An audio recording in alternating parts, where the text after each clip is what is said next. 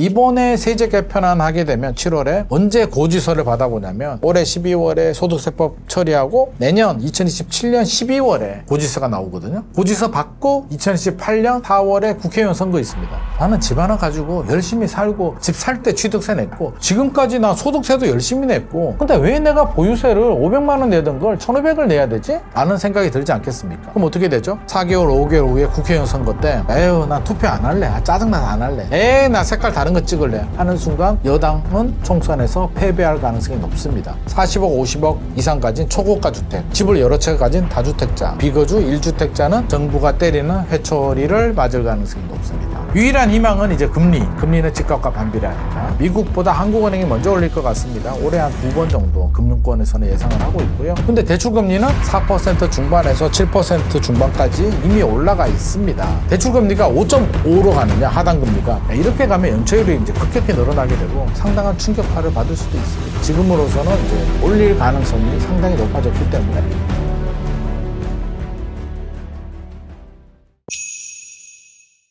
(7월) 대책을 기다리는 분들이 확인해야 될 건 무엇일까요? 자, 세제 개편 1번, 2번은 금리. 이 두 가지 변수가 2026년 하반기 시장을 주도합니다. 변수니까. 상수는 뭐다? 수요와 공급. 근데 서울 수요와 공급이 하반기에 달라질까요? 갑자기 공급이 뭐 폭증할까요? 수요가 갑자기 없어질까요? 천만의 말씀. 그러면 공급 대비 수요가 많은 거는 기정사실. 유동성 갑자기 없어질까요? 여전히 많습니다. 유동성. 추경도 많이 했고 반도체 성과급도 나오고 주식 투자한 돈도 있고 유동성 많습니다. 이거는 상수. 변수는 금리와 세제 개편인데 그럼 이걸 따져봐야 되죠. 세제 개편은 어떻게 나오지? 세제 개편안 중에 이제 세금은 살 때 내는 취득세, 팔 때 내는 양도세, 이거를 거래세라고 합니다. 보유세는 재산세와 종부세가 있습니다. 근데 취득세는 이미 중과세를 했고요. 양도세는 5월 10일 이후부터 중과세입니다. 자, 이거는 손대지 않습니다. 물론 양도세, 장기보유 특별공제는 장기거주 특별공제로 바뀔 것 같고요. 그럼 이제 문제는 보유세인데 보유세를 어떻게 바꿀까 생각해 보게 되면 이제 종합부동산세가 재산세는 이제 얼마 안 되고 워낙 포괄적이기 때문에 재산세를 손대기는 정치적으로 너무 부담스러울 것 같고요. 종합부동산세는 어떻게 계산을 하죠? 기본적으로 이제 공시가격이 있습니다. 내 집에. 또 내가 집이 한 채 있을 수도 있고 세 채가 있을 수도 있는데 인별과세입니다. 그러니까 내 명의로 된 집이 몇 채가 있느냐 다 합칩니다. 끌어모아. 근데 난 집이 하나밖에 없는데요. 1세대 1주택이잖아요. 우리 부인까지 다 해가지고 온 가족이 집 하나 있어. 12억까지 공제가 됩니다. 공시가격 얘기입니다. 공시가격. 그럼 집값이 15억, 16억, 17억 정도 될 겁니다. 12억까지는 공제가 돼. 그러니까 공시가격 12억 이하는 종합부동산세 대상이 아닙니다. 나는 집이 두 채인데요. 합하면 어떻게 돼요? 2주택이잖아요. 2주택은 9억까지만 공제가 됩니다. 다르죠?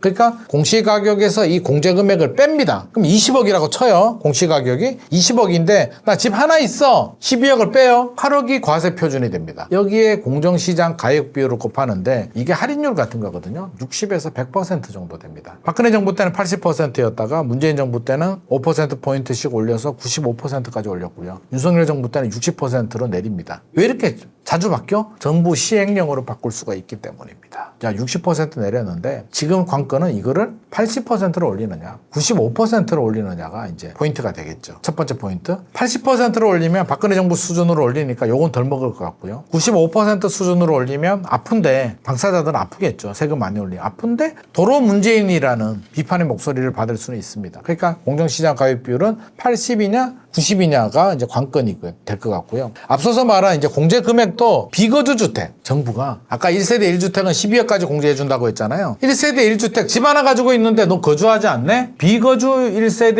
1주택에 대해서는 12억이 아니라 9억으로 공제를 줄일 가능성이 높다고 합니다. 지금 논의 중이라고 합니다. 비거주 1주택은 다주택으로 간주하겠다라는 게 지금 내부에서 논의되고 있는 사항이고요. 이제 남은 게 뭐다? 공시가격에서 공제금액 빼고 공정시장 가입 비율에서 이제 세율 남았는데 세율은 2주택 이하는 0.5에서 2.5%, 3주택 이하는 0.5에서 5% 과세가 되는데 이 중에 초고가 주택 또는 다주택자 또는 비거주 1주택자는 3주택 이상으로 부과할 가능성이 있을 것 같고요. 특히 보유세도 보유 기간에 따라서 공제를 해주거든요. 5년 이상 보유하게 되면 20%에서 15년 이상 보유하게 되면 50% 공제해 주는데 이거 없앨 가능성이 높다고 합니다. 비거주에 대해서는. 거주만 봐주겠다. 그러면 정리를 하면 정부의 세제 개편의 회초리를 맞을 분들은 어떤 분들? 40억, 50억 이상 가진 초고가 주택, 집을 여러 채 가진 다주택자, 집에 거주하지 않는 집을 가지는 비거주 1주택자는 정부가 때리는 회초리를 맞을 가능성이 높습니다. 근데 아마 세율은 소득세법 개정 사항이어서 아마 여당, 민주당, 더불어민주당이 어떻게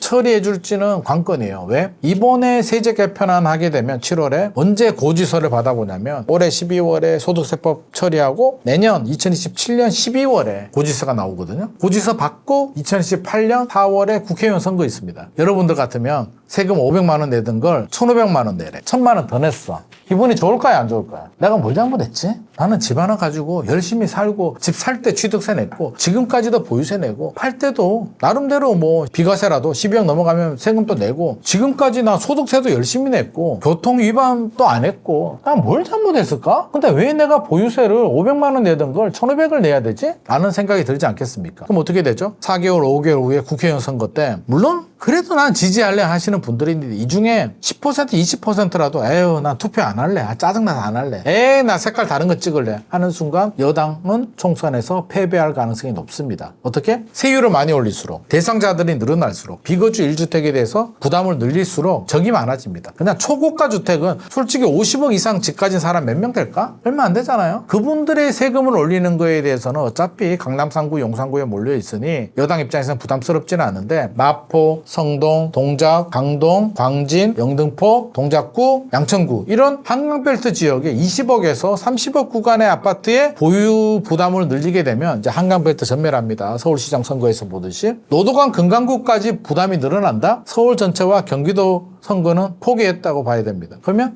세율을 많이 올리기는 부담스럽겠다. 제일 만만한 건 이제 공정시장 가입비를 올리고 할 수 있을지는 모르겠는데 비거주 1주택에 대해서 이제 공제 금액도 조정하는 안을 가지고 정부와 여당이 부딪힐 것 같고요. 아마 여당에서는 어떻게든 야, 굳이 이렇게 해야 되겠냐? 그럼 문제가 뭐죠? 이렇게 하면 집값 안정될까요? 정책은 명암이 있잖아요. 긍정의 효과와 부정의 효과가 있는데 자 이렇게 해서 선거 때 불리하더라도 진짜 서울 집값이 안정이 되고 전월세가 안정이 되고 주거가 안정이 돼. 그러면 성공 아닐까요? 그럼 국민들도 이해해 주지 않을까요? 우리 삶이 주거의 문제가 안정이 되는데 보유세 좀 내는 거 그래 우리 애들 세대를 생각하면 이해해 줄 수 있으라고 하는데 제일 최악이 뭐예요? 보유세는 늘어났는데 전월세는 여전히 불안하고 집값도 올라. 이거는 죽습니다. 근데 이럴 가능성이 안정될 가능성보다 높지 않겠습니까? 노무현 문재인 정부 때도 그랬으니까요. 이번에도 정책은 똑같잖아요. 대출 규제하고 규제 지역 지정하고 보유세 올리고 거래세 올리고 인풋이 똑같은데 아웃풋이 다르길 바라는 게 욕심이죠. 그래서 세금은 부담스러운데 안 할 수도 없습니다. 이미 대통령이 얘기도 했고 이제 와서 어떻게 안 해. 양도세도 중과세 시킨 마당에 보유세까지 안 올리게 되면 또 매물이 잠기니까 이걸 두고 진퇴양난이라고 합니다. 지금 진퇴양난에 빠졌고요. 굉장히 곤란한 상황입니다. 유일한 희망은 이제 금리는 집값과 반비례하니까 미국도 이제 긴축할 가능성이 높고 미국보다 한국은행이 먼저 올릴 것 같습니다. 올해 한 2번 정도 금융권에서는 예상을 하고 있고요. 내년에 한두 번 정도 올리니까 한 3번에서 4번 정도 내년 말까지 올라갈 가능성이 높습니다. 그러면 75bp에서 100bp 정도 그러니까 0.75%포인트에서 1%포인트 정도 기준금리가 올라갑니다. 지금 기준금리가 2.5%니까 내년 말 정도 되면 3.5%까지 올라가겠죠. 기준금리. 근데 대출금리는 이미 4% 중반에서 7% 중반까지 이미 올라가 있습니다. 그럼 역설적으로 대출금리가 먼저 선반영이 된 거고요. 기준금리가 1%포인트 올라서 3.5%가 되더라도 대출금리가 5.5로 가느냐 하단금리가 이렇게 가면 연체율이 이제 급격히 늘어나게 되고 충격을 주는데 이제 이렇게 될지 안 될지는 우리가 지켜봐야 되겠죠. 근데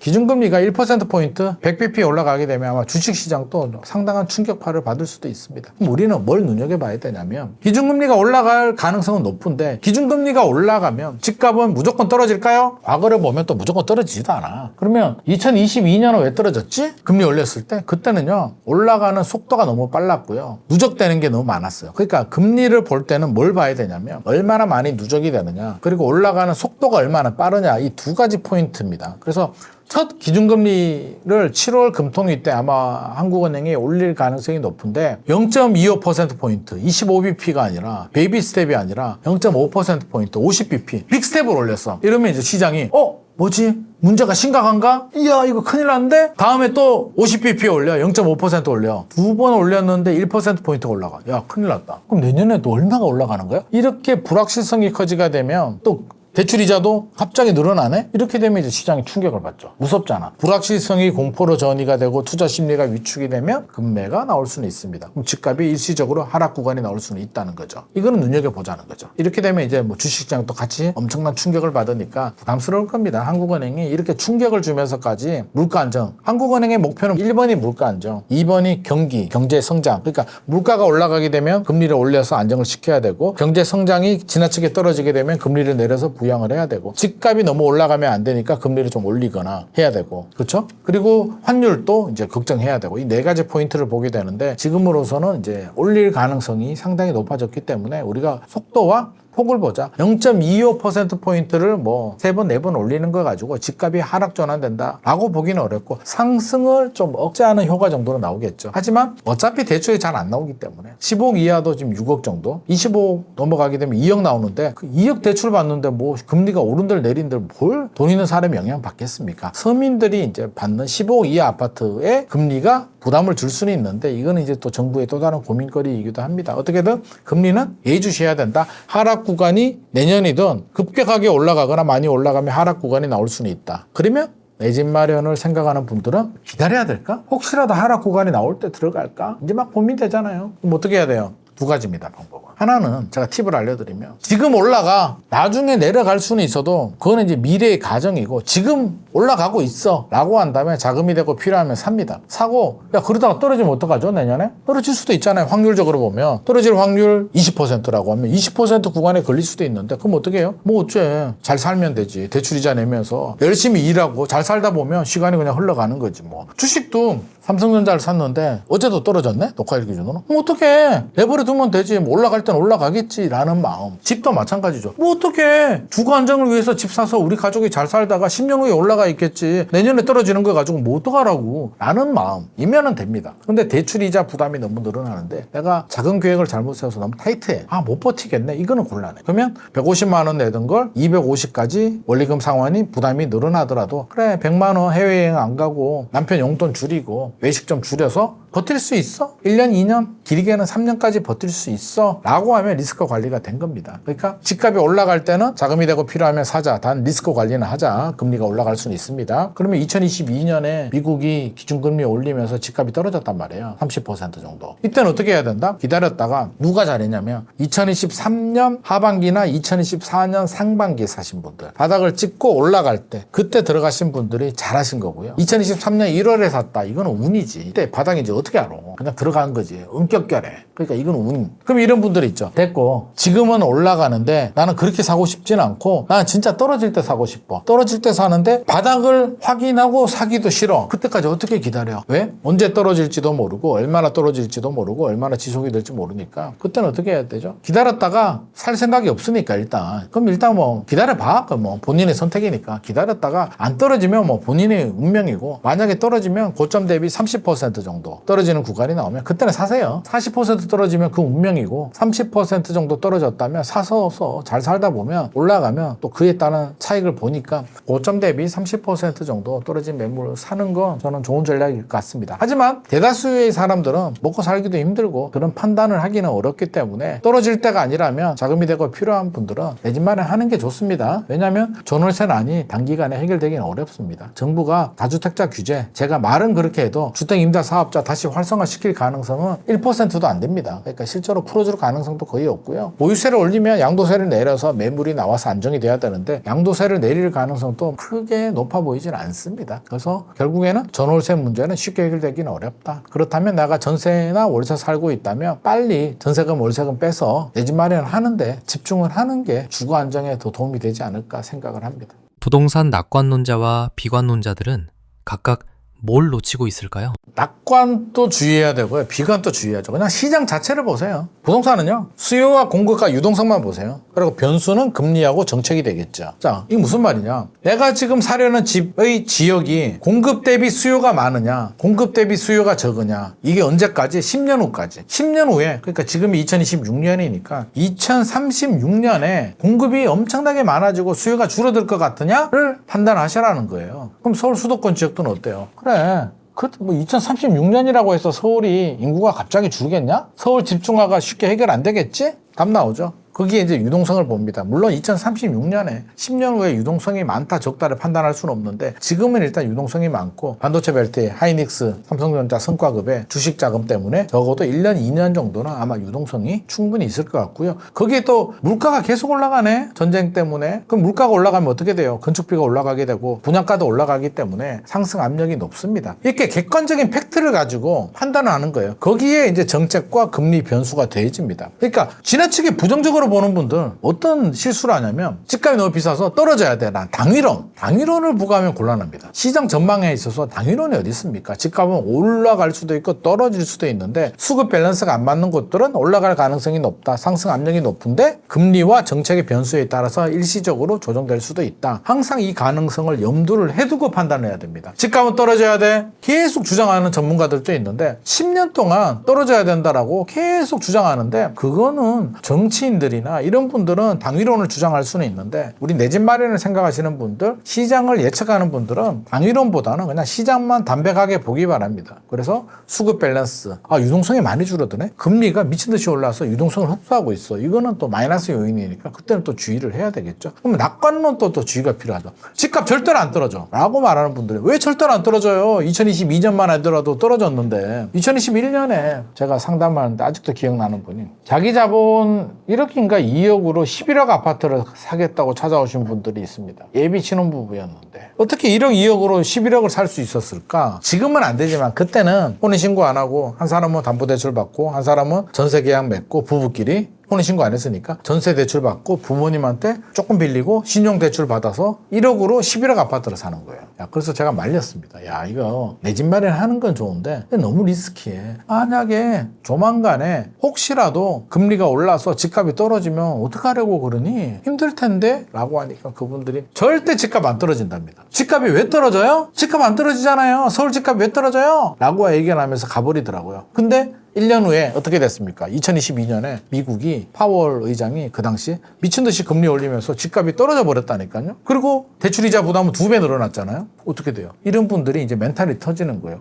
집값이 떨어질 수도 있어. 200만 원 대출이자가 400만 원까지 올라가네. 멘탈이 나갑니다. 투자 심리가 급격히 위축이 되면서 불확실성이 커지게 되고 공포가 전이가 되면서 이런 분들이 금매로 던져요. 나중에 집값이 올라가는데 자기는 금매로 던졌네. 이런 일들이 발생합니다. 얼마나 무서운데요. 집값이 떨어지고 대출이자 부담이 늘어나면 그 고통은요 주식 떨어진 거에 비교할 수가 없을 정도로 엄청난 고통입니다. 왜? 부동산은 덩치가 크니까. 그러니까 집값도 언제든지 머릿속에는 떨어질 수도 있다. 떨어지면 어떻게? 짧으면 6개월, 길면 3년 정도 갈 수는 있다. 하락장이. 그러면 나는 하락장에 대출이자 내면서 잘 버틸 수 있는 능력이 리스크 관리입니다. 그래서 두 가지 가능성은 다 염두를 해두자. 특히 서울이나 수도권 지역들은 수급 밸런스, 공급 대비 수요가 많고 유동성이 있기 때문에 좋은 일자리도 있고 분양가 도 있고 올라갈 상승 압력이 높습니다. 특히 10년 후에는 우상향할 가능성이 높습니다만 중간에는 하락 구간이 나올 수도 있다. 언제든지 하락 구간이 올 하반기에 나올 수도 있고요. 내년에 나올 수도 있고요. 안 나올 수도 있고요. 이거는 신의 영역이기 때문에 우리는 항상 여지는 남겨두자. 그래서 작은 계획을 세울 때는 항상 보수적으로. 왜? 넘어질 수 있으니까. 달리다가 넘어질 수 있잖아요. 넘어지면 어떻게 해야 돼요? 아파 무릎이. 그러면 약 바르고 일어나서 반창고 붙이고 다시 또 뛰어가야 되잖아요. 그러면 됩니다. 근데 넘어졌는데 준비가 하나도 안 된 상태에서 넘어져가지고 무릎팍만 깨진 게 아니라 코도 깨지고 이빨도 나가고 머리도 다쳤네? 이거는 곤란한 거지. 그러니까 언제든지 우리는 넘어질 수 있다. 넘어지더라도 리스크를 최소화하고 일어나서 다시 달릴 수 있는 게 그게 리스크 관리입니다. 그래서 낙관 주의, 부정도 주의. 두 개 다 주의인데 저는 낙관이 더 위험하다고 생각합니다. 차라리 안 사면 인플레이션 방어도 못하고 벼락거지가 될 수는 있어도 잘못 사서 날리는 것보다는 안 사는 게 나을 수도 있는데 제일 좋은 건 뭐다? 필요하면 사서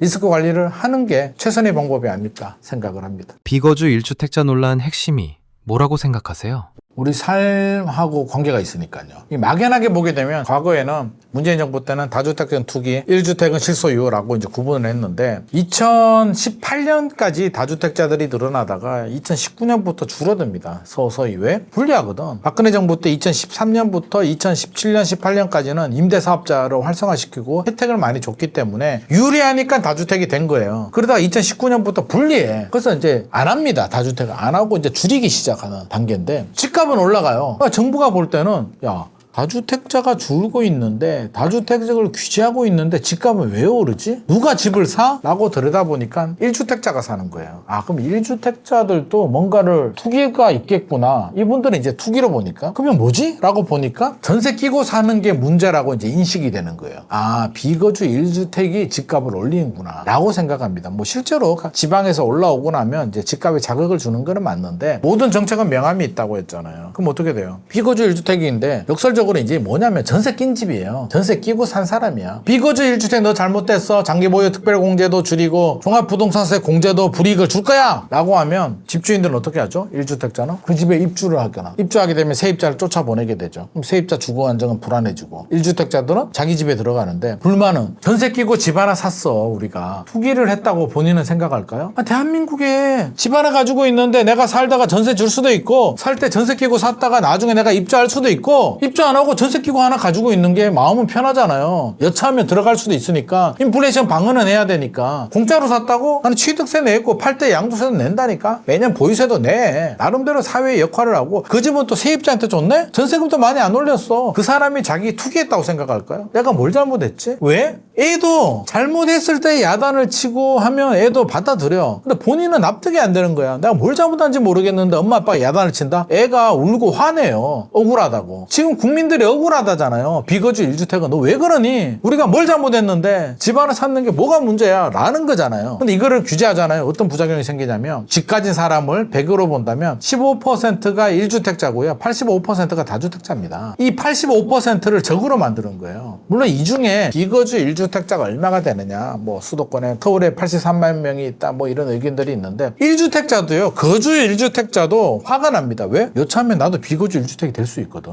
야, 1주택까지 건드린다고? 야, 이 사람들 너무하네? 라는 생각이 안 들겠습니까? 이거는 매우 위험한 전략이고요. 역설적으로 이렇게 해서 집값이 안정되면 괜찮다니까? 비거주 1주택 규제해가지고 안정 안 된다니까? 오히려 전세만 더 죽어요. 내가 인천에 살고 있고 예를 들어서 서울에 성동구에 아파트 하나 가지고 전세 줬는데 정부가 규제한답니다. 비거주 1주택 어떻게 해야 돼요? 나는 인천 집을 빼고 전세 빼고 성동구에 집에 입주하겠죠. 성동구에 사는 세입자는 쫓겨나갑니다. 이게 정의일까요? 이게 주택시장 안정일까요? 그래서 좋은 지역들은요, 이제 집주인들 비중이 늘어납니다. 이런 정책을 오래 하게 되면. 집주인들이 오래 살아. 집주인은 이사도 안 가요. 자기 집이니까. 전세는 더 안 나오고 회전이 안 되고 집주인 눌러 앉아버리니까 주자체든 정부든 거래가 자주 되는 게 좋은 거 아니에요? 취득세도 받고 양도세도 받는데 집주인이 오래 거주해버리면 보유세밖에 안 나와요. 그래서 보유세를 올리려고 하는데 역설적으로 어떻게 돼요? 보유세 올리고 조세 저항이 생기니까 표심에 영향을 주게 되죠. 그래서 저는 비거주 1주택을 때리는 건 최악의 정책이다. 반드시 실패한다. 이거는 매우 잘못됐습니다. 이렇게 해서 집값이 안정되면 괜찮은데 비거주 1주택자가 전세 끼고 사서 지금 집값이 오르고 우리나라 주택시장이 왜곡이 되고 문제가 됐을까요? 뭐 이 정도 문제가 됐을 수는 있어도 크게 보면 이런다고 해서 해결될 문제 아닙니다. 이거는 매우 잘못된 정책이고요. 항상 정책을 할 때는 부정의 효과와 긍정의 효과를 붙여서 긍정의 효과가 많을 때 정책을 해야 되는데 지금 하는 정책을 보게 되면 부정의 효과가 더 많음에도 불구하고 내가 하고 싶으니까 이게 맞을 것 같은 정의, 공정 실현을 위해서 하다가 누구를 위한 공정과 정의일까요? 국민, 집 가진 사람도 국민입니다. 물론 전세 사기, 무자본 갭 투자해가지고 의도를 가지고 세입자 돈을 갈취하고 그건 나쁘지. 그런 거는 때려잡아야지. 그런데 대부분 아파트는요, 집 하나 가지고 있는 사람이 85%고요 2주택까지 합하면 93%예요 3주택 이상은 7%도 안 돼요. 그리고 100채 가진 사람 자꾸 얘기하거든요. 대통령도 그렇고 관료들도 정책실장 100채 이래 가진 사람은요 대부분 비아파트예요. 빌라 오피스텔을 50채 100채 가지고 임대사업 하시는 분들이 있는데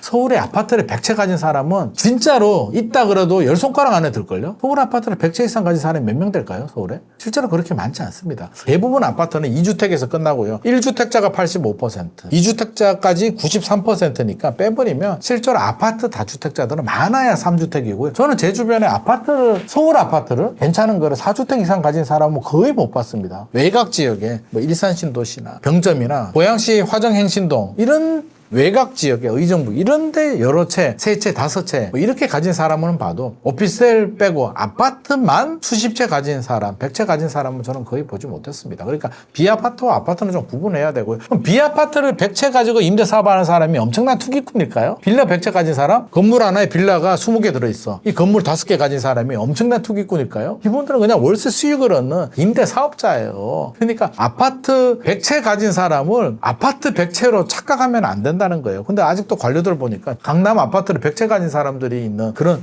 이런 괴물이 있는 줄 착각하는데 강남에 아파트 100채 가진 사람이 있으면 진짜 데리고 와봐요. 거의 없습니다. 세금 폭탄 맞아요 또. 100채 가지면 와 보유세만 해도 1년에 수십억 나올 텐데 말이 안 됩니다. 실제로 제가 사례를 하나 말씀드리면 문재인 정부 때 어떤 할머니인데 서울 강북에 이제 건물을 도시형 생활주택을 하나 가지고 있었는데 여기에 호실이 20개인가 들어있었습니다. 도시형 생활주택 원룸이 20개 있었는데 보유세가 너무 많이 나오는 거예요. 이게 주택 수가 잡히다 보니까 도시형 생활주택이어서 임대사업을 등록해도 주택이 20세대가 돼버리잖아요.